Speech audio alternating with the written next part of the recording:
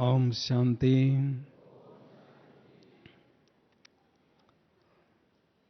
ब्राह्मण जीवन में साधन और साधना का बैलेंस रखना बहुत ही महत्वपूर्ण है, क्योंकि इस संगम युगी ब्राह्मण जीवन में जितना हम बैलेंस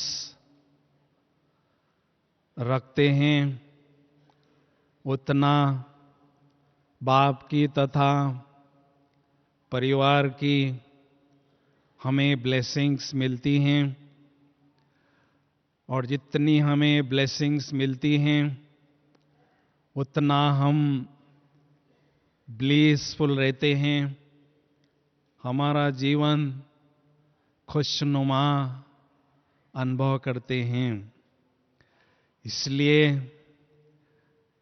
इस ब्राह्मण जीवन में साधन और साधना का बैलेंस रखने की कला को सीखना बहुत जरूरी है। वास्तव में हमें साधन मिलते हैं साधना को बढ़ाने के लिए, लेकिन साधन जैसे कि परछाई के समान होते हैं। जब हम साधनों के पीछे भागते हैं तो साधन हमारे से और दूर भागते हैं, और जब हम साधन की ओर पीठ करते हैं तो साधन हमारे पीछे भागते हैं। इसलिए साधनों के पीछे हमें नहीं भागना है। साधन हमारे साधना का आधार न हो, साधनों का अभाव तथा प्रभाव हमारे पुरुषार्थ में शिथिलता न लाएं, इस पर हमें विशेष ध्यान देना है। इसलिए वैज्ञानिकों ने जो हमें साधन दिए हैं, जैसे कि वाहन हैं, कंप्यूटर हैं, रेफ्रिजरेटर हैं, लैपटॉप हैं, मोबाइल्स आदि आदि साधन हमें दिए हैं, इन साधनों का प्रयोग हमें जरूर करना है, लेकिन प्रयोग करते करते उनके प्रभाव में हमें नहीं आना है, उनके लगाव में हमें नहीं रहना है।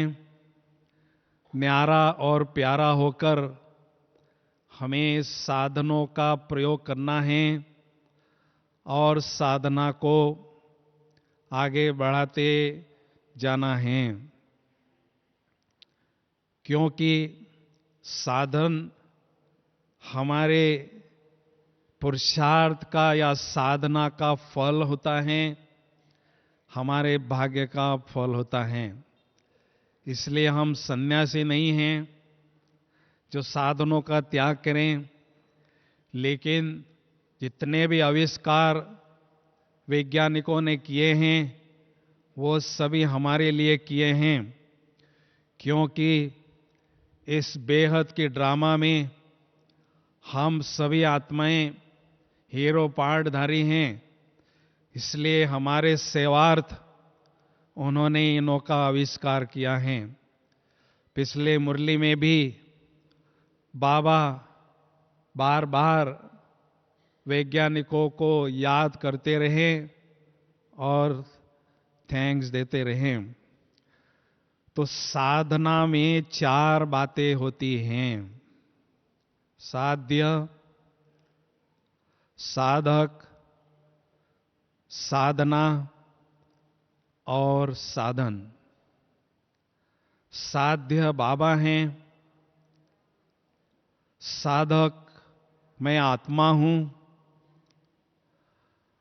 और साधना अर्थात मैं और बाबा के बीच में जो कड़ी है, उस कड़ी को जोड़ने के प्रयास को साधना कहते हैं।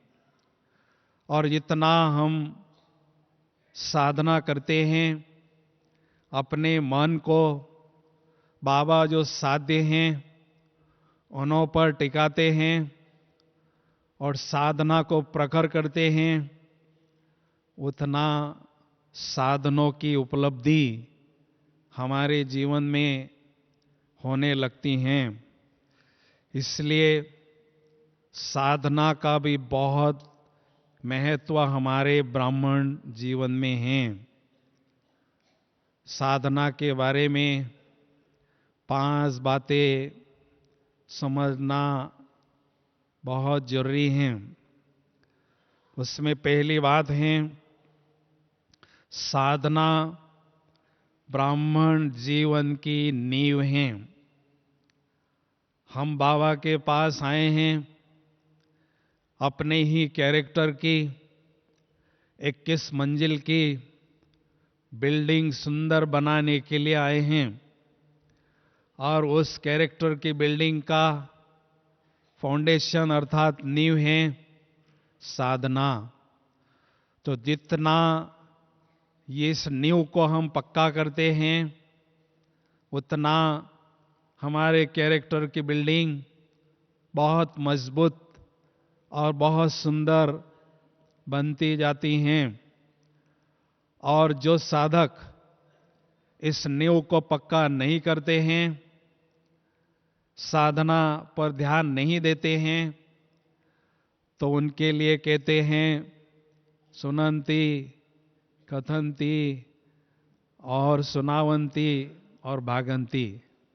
तो इसलिए ब्राह्मण जीवन की जो नींव है साधना की, उसको हमें बहुत पक्का जरूर करना है।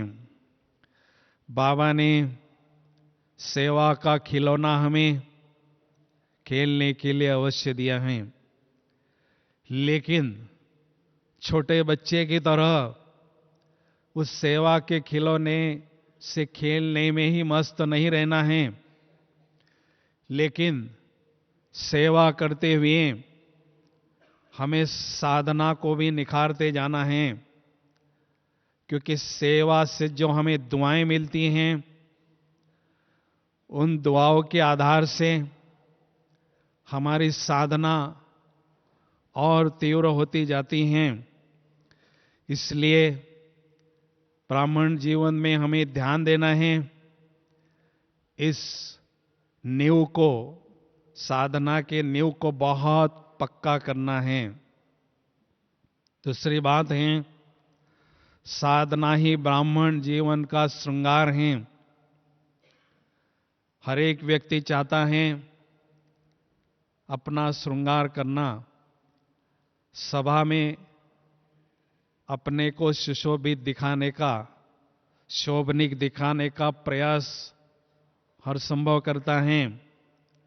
तो इससे ही ब्राह्मण जीवन में जितना हम साधना करते हैं, उतना आत्मा का आभा मंडल प्रखर होता है और चेहरे पर विशेष दिव्यता की चमक भी दिखाई देती है, और दिव्य गुणों के आभूषणों से आत्मा को सजाने में भी सफलता प्राप्त करते हैं।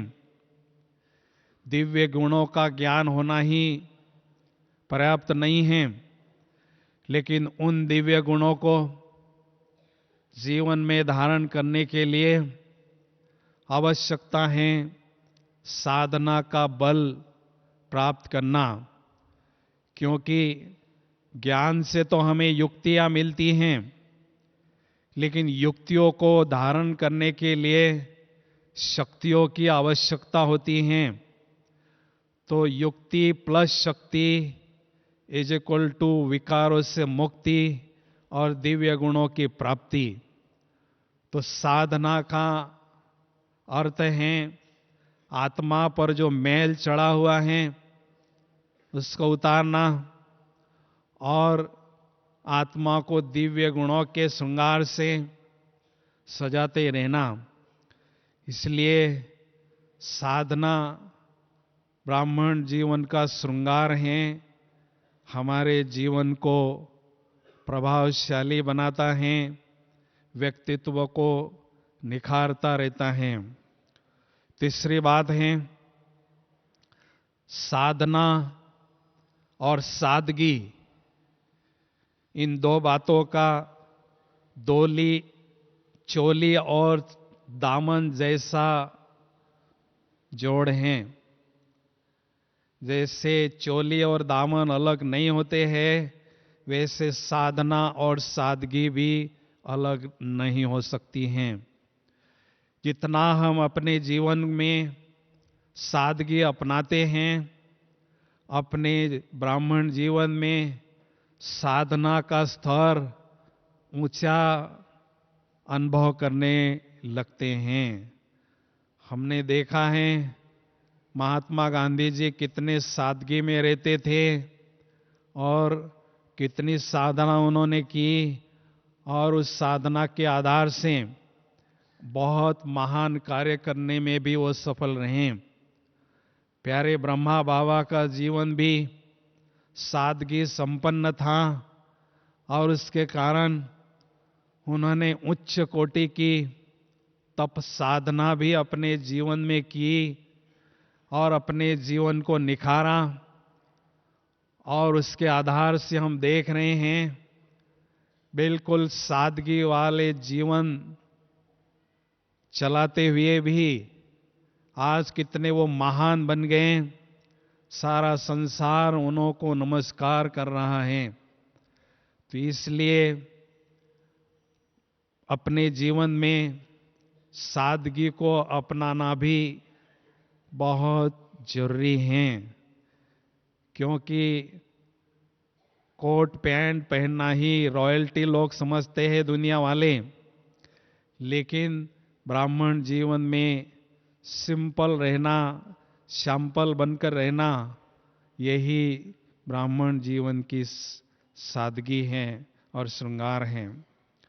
चौथी बात है साधना का आधार है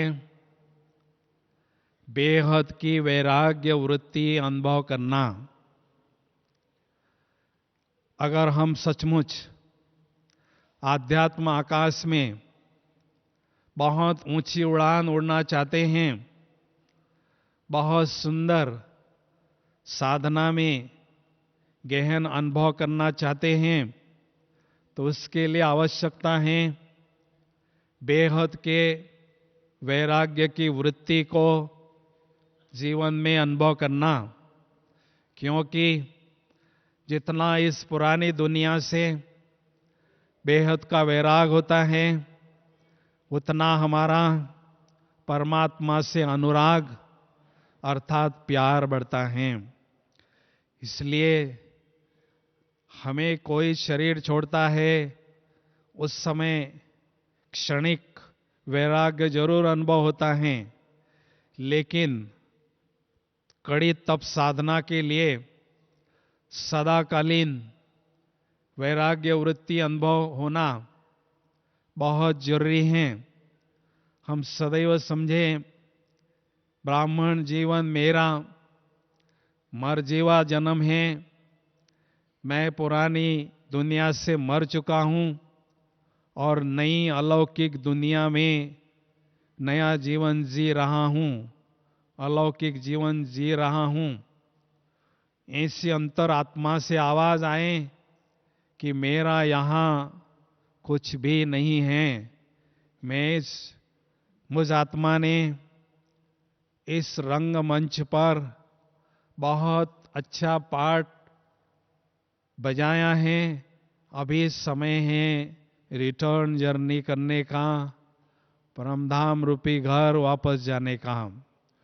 तो मुझे घर वापस जाना है, यह बात अगर हमारे दिल दिमाग में बैठ जाती है तो स्वतः ही इस पुरानी दुनिया से बेहद का वैराग हमें अनुभव होने लगता है, तो सदाकालीन वैराग अनुभव करना बहुत जरूरी है। पांचवी बात है, साधना ही प्रभु की सच्ची आराधना है। साधना करना अर्थात मन को प्रभु में लगाना। मन को प्रभु में लगाना ये सबसे बड़ी कला है। इस संसार में जितनी भी कलाएं हैं, उन सभी कलाओं से ये सबसे बड़ी कला है मन को प्रभु में लगाना। क्यों सबसे बड़ी कला है? क्योंकि मन को ही सब कुछ लोग जानते हैं। मन ही देवता, मन ही ईश्वर, मन से बड़ा न कोई। तो ऐसे बड़ी शक्ति को, मन को अपने कंट्रोल में रखना और सर्वशक्तिवान परमात्मा पर टिकाना, ये बहुत बड़ी कला है। इस कला को अपने पास हमें अनुभव करते जाना है। इसलिए आवश्यकता है कड़ी तप साधना करने की। तो जब हमारी बुद्धि समर्पण होती है, समर्पण भाव बुद्धि में पनपने लगता है, तो स्वतः ही मन मना भव का अजापा जाप मंत्र करने लगता है, जपने लगता है। लेकिन हम देखते हैं गृहस्थ में रहते रहते हमारा ध्यान गृहस्थ में थोड़ा सा फंस जाता है। गृहस्थ की रीत रस्म हमें जरूर निभानी है, लेकिन सच्ची प्रीत बाबा के साथ रखते हुए निभानी है। इसलिए हमें ये ध्यान देना है, लौकिक में रहते हुए अलौकिकता की शक्ति को बढ़ाते रहना, दिव्यता की शक्ति को बढ़ाते रहना। लेकिन साधना से प्रभु की सच्ची आराधना करने के लिए मन में प्रभु के प्रति बहुत जिगरी प्यार होना जरूरी है, उनके प्रति जिगरी लगाव होना जरूरी है। जैसे हम देखते हैं दुनिया में आईएएस की परीक्षा देने वाले जो परीक्षार्थी होते हैं, उन्हों को पढ़ाई के बिना कुछ दिखाई नहीं देता है। या अच्छा क्रिकेटर जो होता है, उस क्रिकेटर को बॉल और बैट के बिना कुछ दिखाई नहीं देता है। तो ऐसे सच्चे साधक बनने के लिए हमें बाबा ही बाबा नजर आए, ऐसी साधना हमारी हो।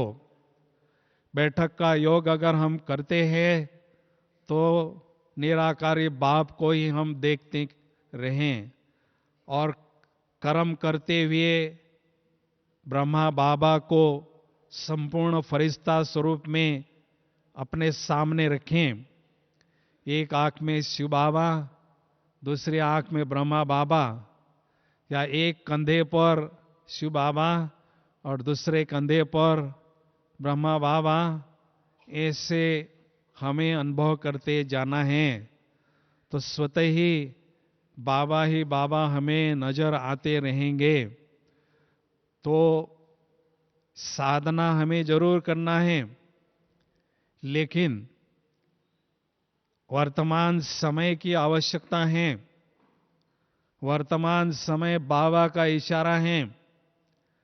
केवल साधारण साधना हमें नहीं करनी है, लेकिन कड़ी तप साधना करनी है, घोर साधना करनी है। क्योंकि पुराने जन्मों के जो हमारे कठोर संस्कार हैं, उन्हों को हमें परिवर्तन करना है। और दूसरी बात, शक्तियों के खजाने का स्टॉक बढ़ाना है, ये बात तभी संभव हो सकती है जब हम शक्तिशाली साधना को बढ़ाते रहेंगे। उसके लिए आवश्यकता है बाप से हमारा अटूट प्यार हो। जब बाबा से अटूट प्यार होता है तो हमारी बुद्धि के तार बाबा से ही जुटी रहती हैं, लेकिन हमारा प्यार इधर उधर थोड़ा बढ़ जाता है। इसका कारण क्या है?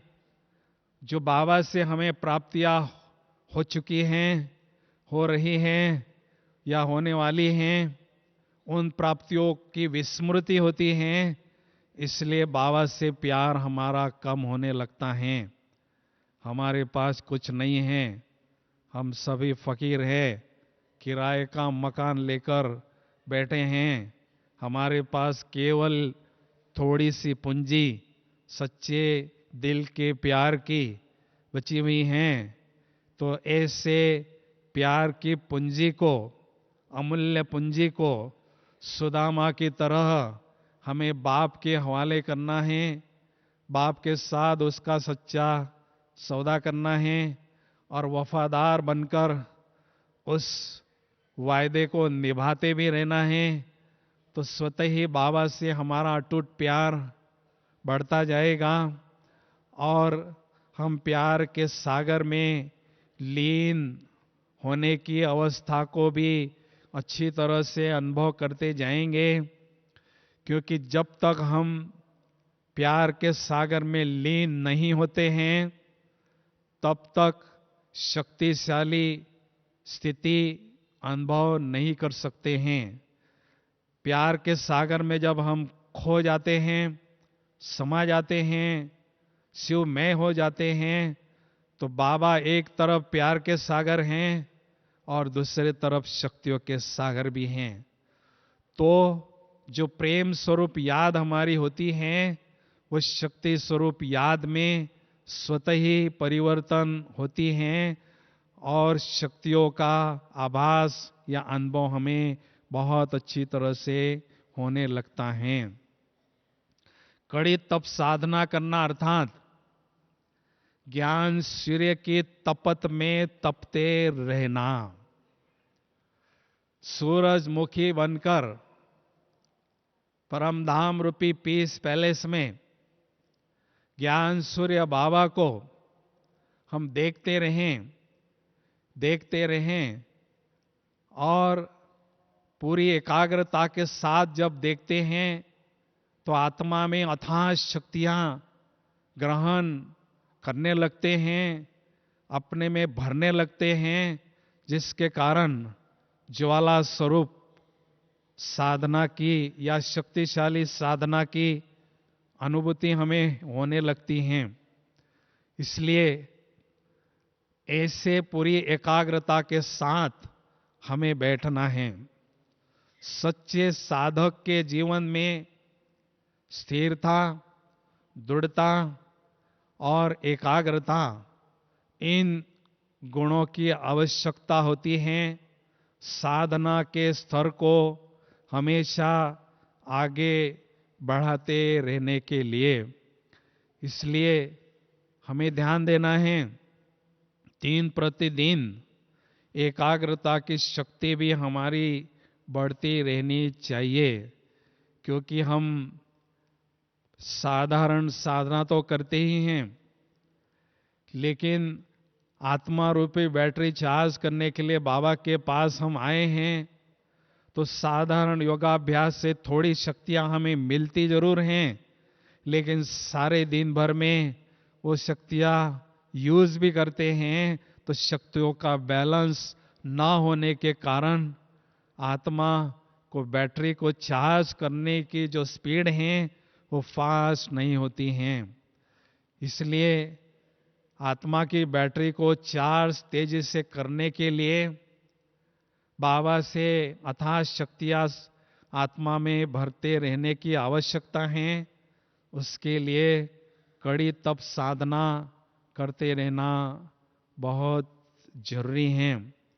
इसलिए परम धाम में बाबा के पास हम बैठे रहें, वहां से कोई मायावी या दुनियावी शक्ति हटाना चाहे तो भी वहां से नहीं हटें।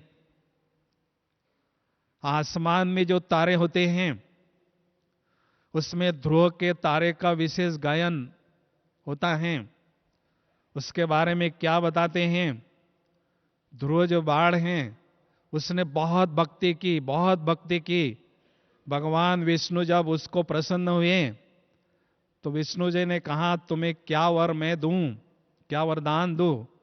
उसने कहा मुझे कोई वरदान नहीं चाहिए, मुझे ऐसा एक स्थान दीजिए जहां से तीनों लोगों से कोई भी मायावी शक्ति मुझे नहीं हटाएं।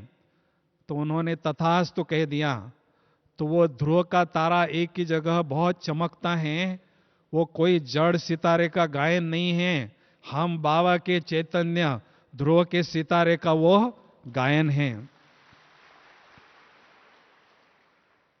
तो हमें बाबा के पास अपनी जगह फिक्स करनी है, क्योंकि जो बहुत सुंदर होता है, जो सुखदायी होता है, उनके साथ रहने से बहुत सुकून मिलता है, बहुत आनंद मिलता है, और आनंद के साथ में शक्तियां भी हमें मिलती हैं।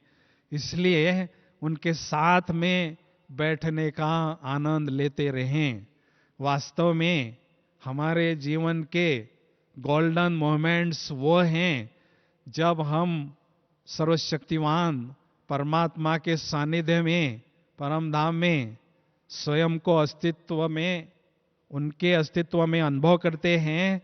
वो हमारे जीवन के सुनहरे पल हैं, वो सफल पल हैं। तो ऐसे सुनहरे पल को हमें बढ़ाते रहना है और बहुत अच्छी तरह से साधना में आगे बढ़ते रहना है, क्योंकि हमें देह से बहुत प्यार होता है। देह से थोड़ा सा हम न्यारे होते हैं, बाबा के पास बैठ जाते हैं, तो वो देह का भान हमें पुनः इधर खींचता है। बहुत मैग्नेटिक पुल, बहुत ममता का जो पुल है देह के साथ हमारा होता है। इसलिए बाबा के पास लंबा समय तक अगर बैठना चाहते हैं तो एक ही साधना हमें करनी है, अपने देह से न्यारा रहने की। क्योंकि देह के भान को तोड़ना ये सबसे बड़ी मंजिल है। तो जितना जितना देह के भान को हम तोड़ते जाते हैं, भूलते जाते हैं, उतना उतना बाबा के सानिध्य का लाभ हमें मिलता है। पांडवों के लिए भी गाया गया है, पांडव जैसे पहाड़ों पर चढ़ते गए, उनके साथ जो पूंछ हिलाने वाला कुत्ता था वो भी कहाँ गायब हो गया। जैसे जैसे वो पहाड़ चढ़ते गए, वो गलते गए, बाद में वो पांडव भी पता नहीं कहाँ गायब हो गए। ये अभी का हमारा गायन है। पांडव अर्थात प्रीत बुद्धि बाबा के जो बच्चे हैं, वो पहाड़ों पर, ऊंचे पहाड़ों पर चढ़ते हैं, अर्थात ऊंची साधना करते हैं। तो आत्मा की जो पूंछ है देह रूपी, उस पूंछ को भी भूल जाते हैं, वो पूंछ भी गायब हो जाती हैं। और जैसे जैसे हम ऊपर चढ़ते हैं, साधना को और बढ़ाते हैं, तो आत्मा में जो देह का भान है वो भी गल जाता है। बाद में हम परम धाम में चले जाते हैं, बाबा के पास बैठ जाते हैं। तो दुनिया वालों ने कहा ये पांडव गायब हो गए हैं। तो ये हमारी श्रेष्ठ स्थिति शास्त्रों में गाई है। उस स्थिति की अनुभूति हमें वर्तमान समय करते जाना है। तो बहुत हम सभी भाग्यशाली आत्माएं हैं। मधुबन ये सारे विश्व के ग्लोब में सबसे पुण्य का धाम है, सबसे श्रेष्ठ धाम है। इस भूमि पर आना और योग साधना करने का चांस मिलना, ये बहुत बड़े पुण्य की निशानी है। इसलिए इस धरनी पर आप सभी पहुंचे हुए हैं, इसलिए साधना में बहुत सुंदर अनुभव हमें करते जाना है। बाबा का इशारा है, अभी अनुभव की अथॉरिटी बनते जाना है, क्योंकि बाबा ने हमें जो श्रेष्ठ ज्ञान दिया है, ज्ञान के सागर बाप ने, उसकी ब्यूटी है ऐसे गहन और श्रेष्ठ अलौकिक अनुभव करना। तो अलौकिक अनुभव की पूंजी हमें अपने जीवन में बढ़ाते जाना है, क्योंकि अलौकिक अनुभव की पूंजी जिनके पास होती है उनको विशेष 3 लाभ होते हैं। जिनों के पास कठिन साधना के द्वारा बहुत अलौकिक अनुभव जमा होते हैं, वो आगे आने वाले हलचल के समय भी अपनी स्थिति को अचल रखने में सफल होंगे। दूसरा लाभ, ऐसे हलचल के समय भी अनेक आत्माओं की मनसा द्वारा सेवा करने की क्षमता उनके पास होगी।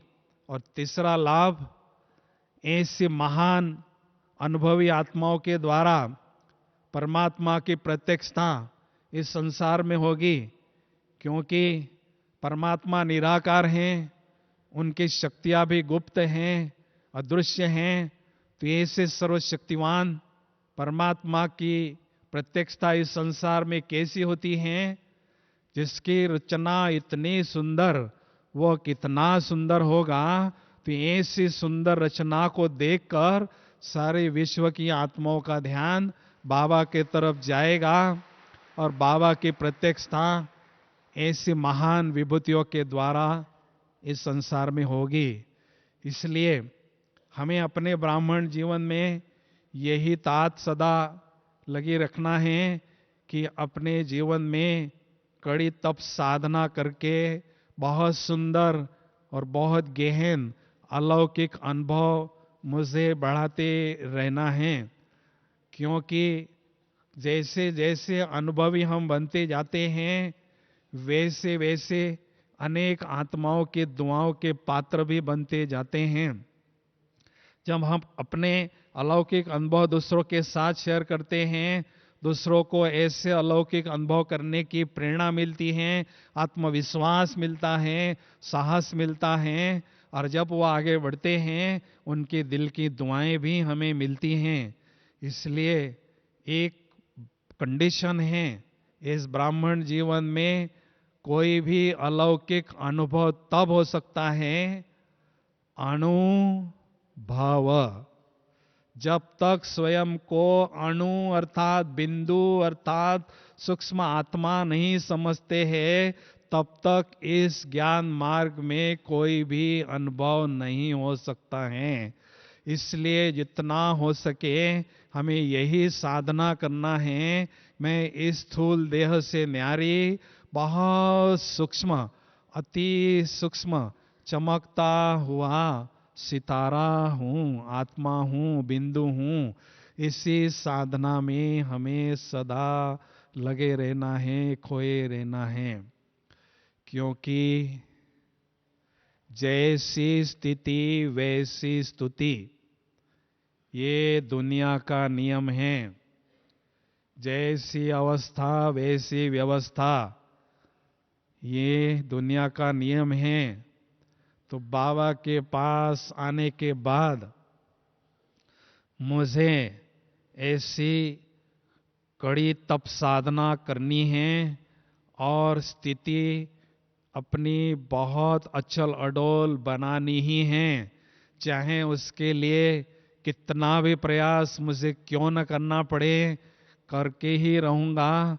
लेकिन मुझे मेरी स्थिति साधना के द्वारा बहुत अच्छी अडोल अटल बनाते ही रहना है। ये लक्ष्य हमारा हो और बाबा जो हमारा साध्य है, उस साध्य पर हमेशा हमारा बुद्धि रूपी नेत्र एकाग्र हो।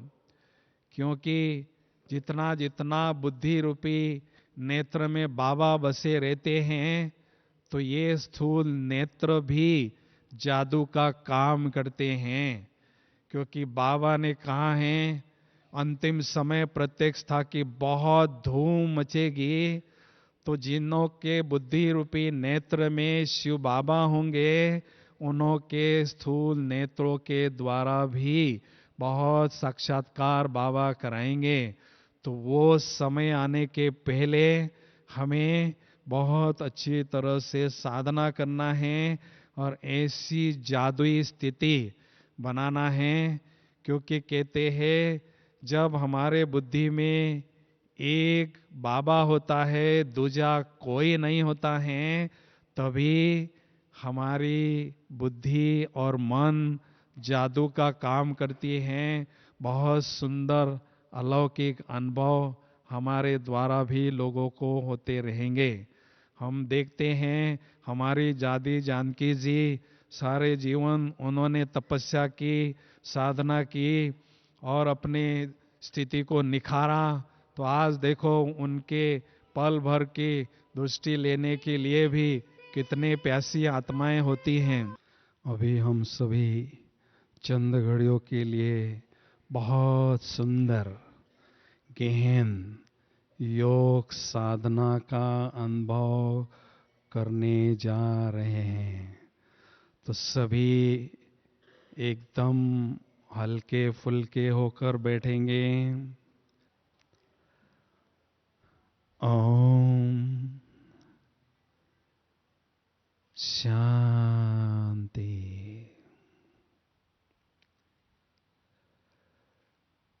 इस देह रूपी दीपक में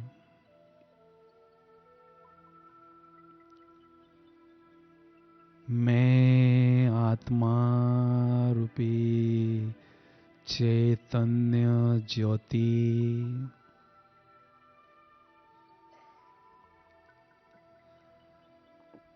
जगमग रही हूँ।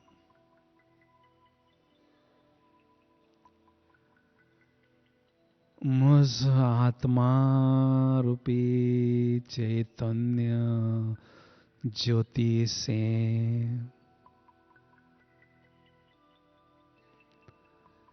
दिव्यता का प्रकाश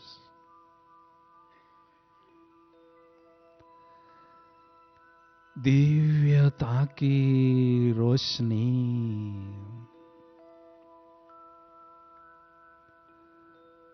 चारों ओर फैल रही है।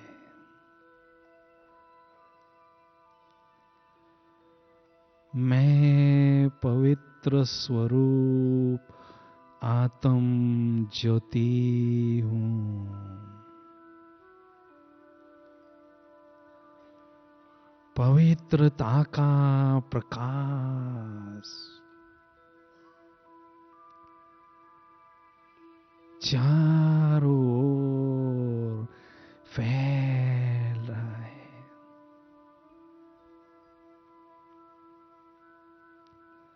परम आनंद की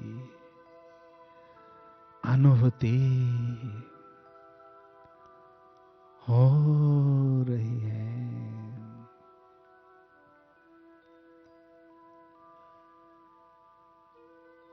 ज्योति सागर शिव पिता की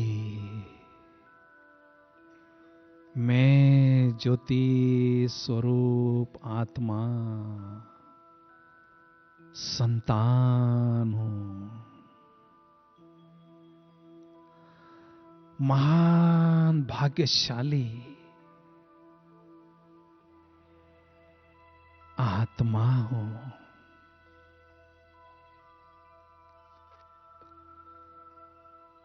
मैं ज्योति स्वरूप आत्मा देह रूपी दीपक से न्यारी होकर ज्योति धाम की ओर जा रही हूं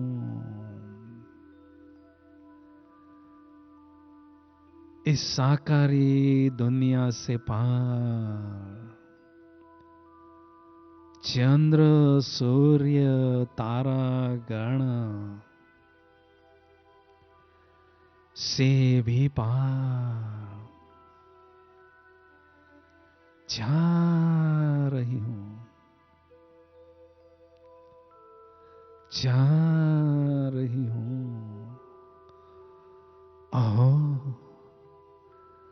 मैं आत्म ज्योति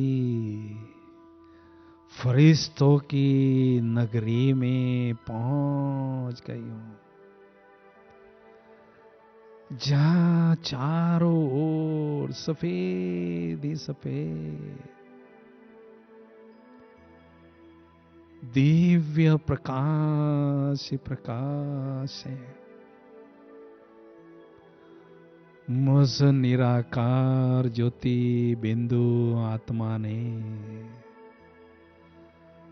सुंदर दिव्य प्रकाश पुंज की चमकीली ड्रेस धारण कर ली है।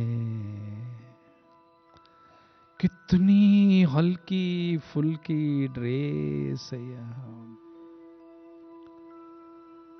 ओहो फरिश्तों के बादशाह प्यारे ब्रह्मा बाबा अपने संपूर्ण फरिश्ता स्वरूप में मेरे समक्ष विराजमान है। अति प्यारे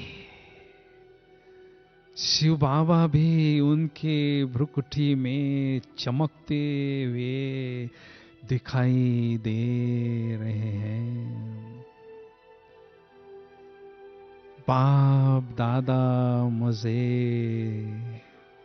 अति स्नेह भरी दृष्टि देकर नजर से निहाल कर रहे हैं।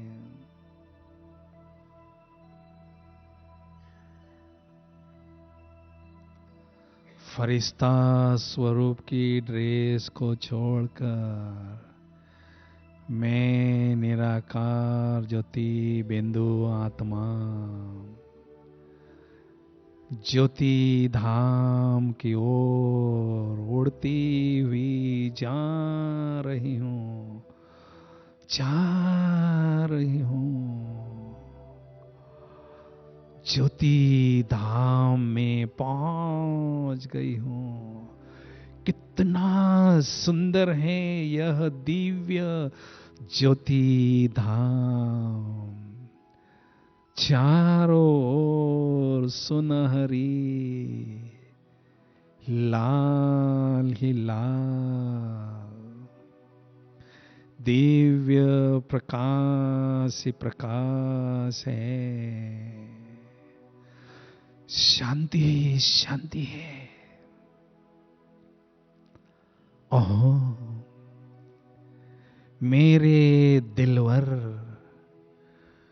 मेरे दिलाराम, मेरे साध्य प्यारे शिव बाबा मुझ आत्मा के समक्ष विराजमान है। मैं आत्मा साधक शिव बाबा साध्य पर पूरी एकाग्रता के साथ बुद्धि रूपी नेत्र से देख रहा हूं, देखता ही जा रहा हूं। सूरजमुखी बनकर ज्ञान सूर्य से अथाह शक्तियां, प्रचंड शक्तियां,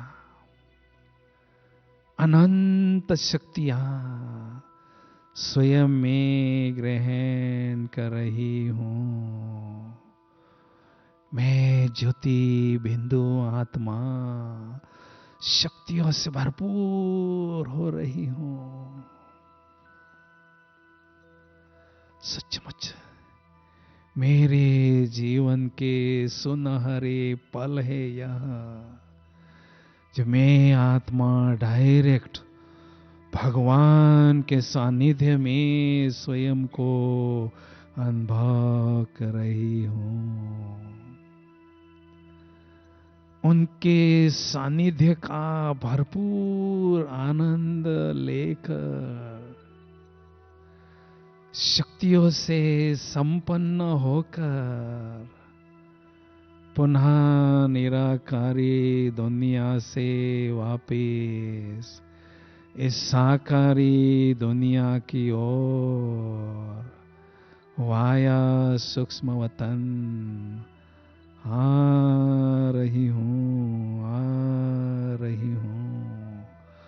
और इस साकारी शरीर में भ्रुकुटी के अकाल तख्त पर सोमान के सिंहासन पर विराजमान हो चुकी हूँ। और मैं आत्मा राजा स्वराज अधिकारी स्थिति की अनुभूति कर रहा हूँ।